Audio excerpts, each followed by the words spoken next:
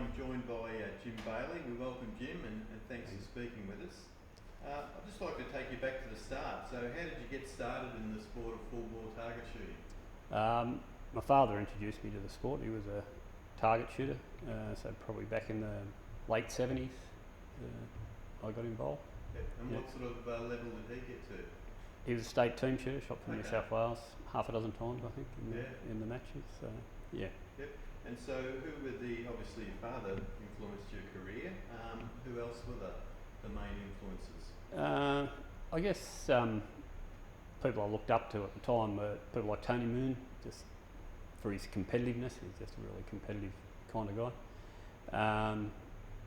And then for different reasons, I suppose, your Greg Harns, your Red Rollins, guys like that, old school guys, I suppose. Yeah, guys that have been around for years and years. So you've won multiple Queen's prizes, Commonwealth Games silver medal, and of course a member of the reigning world champion team. What are they sort of the three biggest highlights for you, or who would you rank them? I think the Palmer match, last year, the World Championships, team World Championships, that would be number one by quite a distance, I would think. When you strive to achieve something with a group of people instead of just on your own, and it comes off, it's a far better. Well, you get to share it with other people instead of good on you won. And the games experience, how did you find that? It's obviously a lot different to what you've done in the past. Yeah, a lot different. A lot more, I guess, once we got into the games, a lot more controlled, where normally I'm used to, and all of us are used to just going to a competition and sort of running your own race, so to speak, deciding when you eat and what you do, and where this was much more controlled experience. But it was a great experience. I wouldn't swap it for anything. Doing it with Ben and Stuart, two good blokes, it made for a great experience. And given the opportunity, would you do that campaign again? Yes, I would. I'm getting a bit older now, so I'd probably have to think about it, and that. But I would certainly recommend it to anyone who had the opportunity to do it, to give it a go. Yeah. And so you're a regular competitor at the Imperial meeting at Bisley. What's the attraction there? I think the history of the place. That's where it all started, I suppose, and the competitiveness. Like a lot different to here, as in not string shooting, 3 to a target or 2 to a target style shooting, which is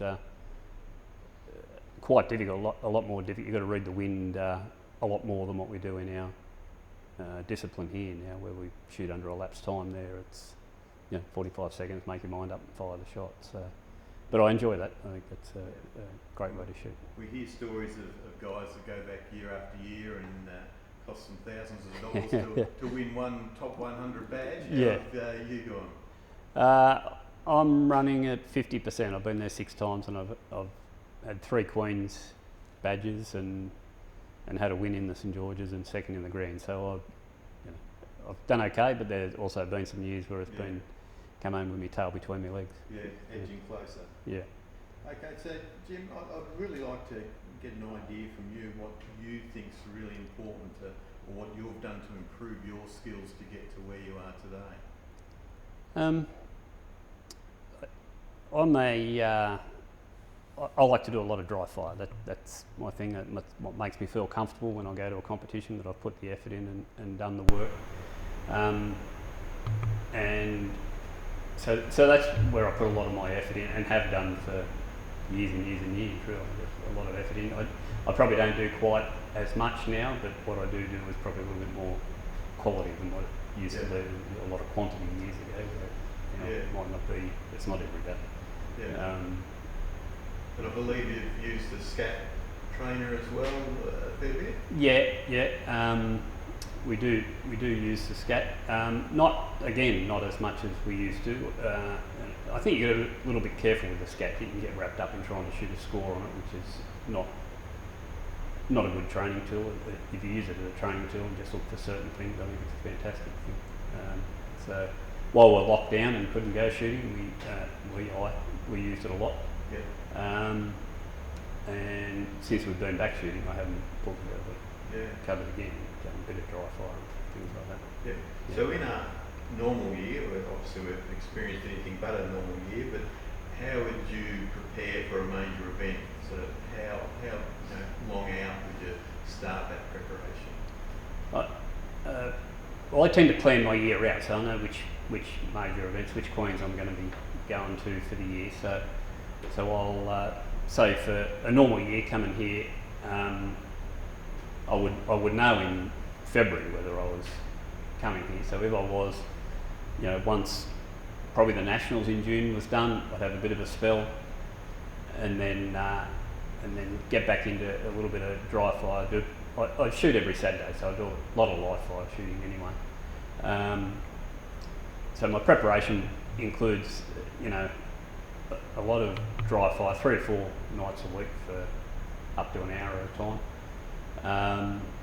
I also like to, how to put it, free my mind. I tick all the boxes, work, all that sort of stuff. Ammunition's all done well in advance, so I'm not rushing at the last minute to do that sort of stuff. Yeah, I no have a bit of a clear surprises. mind, so I can go there. And that's what gives me confidence and dispels the nerves a bit, I suppose. If I know I've done everything I can do, and then once I've done everything I can do, I just go there and enjoy it, and whatever happens, happens. Yeah, because they're, like you said, controllables and things that aren't controllable. So you take care of those in the preparation as much as you can. Yeah. So it's all about the things that might change if you don't have control of on the day. Exactly right. Yeah. If I look after all the things that I can control, and then go there, and I'm comfortable then, and obviously we all go there. We like to win and all the rest of it, but equally as important to enjoy the competition and the people you meet along the way. Do you do much experimenting sort of these days, or have you got your own sort of set ring sizes that you've worked out now and stick to for the majority? For the majority, I stick to it. I'm not a changer too much.